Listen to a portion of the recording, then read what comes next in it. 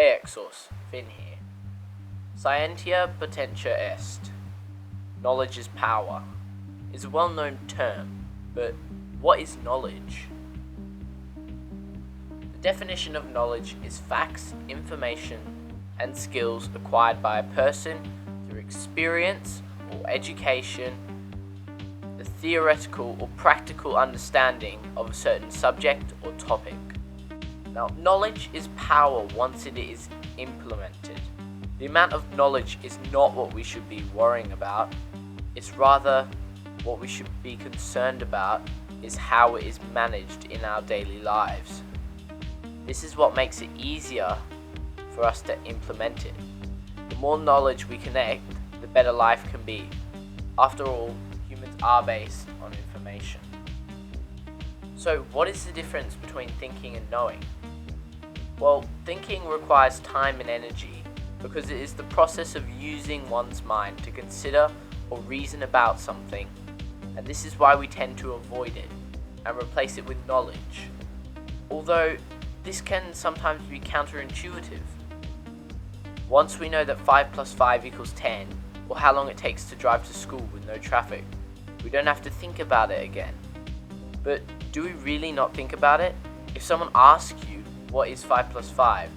Or how long does it take to drive you to school? You still have to think to produce the answer.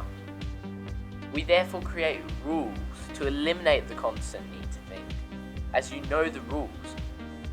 Another thing we do to avoid thinking is to substitute beliefs for knowledge. The more you know, the less you think. It's not actually correct. In fact, it should be the more you believe you know, the less you will think. Could too much knowledge kill you?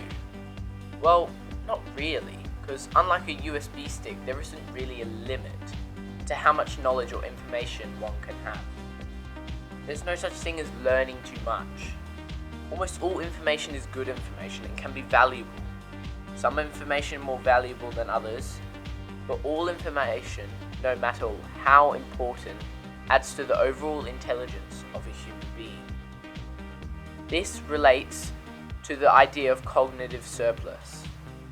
By having the ability to consume more media than ever before at the tip of our fingertips, and being a part of the first generation to do so, we have the ability to gain more information than any other generation before us. The fact alone has helped grow the overall intelligence of our generation compared to others before us. Human beings have always relentlessly pursued information to further our survival, as well as increase our knowledge about the universe we live in. Information can both be warped and ignored.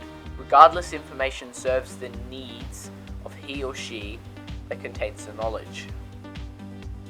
More often than not, we use information against one another rather than using it to further the good of us all. We trap ourselves in this cycle of overconsumption of this information. Now, you might kill yourself after learning something, a terminal diagnosis like cancer, that your family had all been killed, or that you've been found guilty of a crime. But the information itself is not actually what's killing you. However, if you had an underlying physical issue, such as an aneurysm in your brain, and you get a sudden stress of distressing information, it's just flooding in, or just really just a good scare, this could be a near miss, you nearly crashed, that information, that data input of the inbound threat could pop your brain via aneurysm and break you down due to the blood pressure spike, and therefore technically having too much knowledge of the situation had killed you. Thanks for listening in today, guys. I hope you enjoyed this podcast format.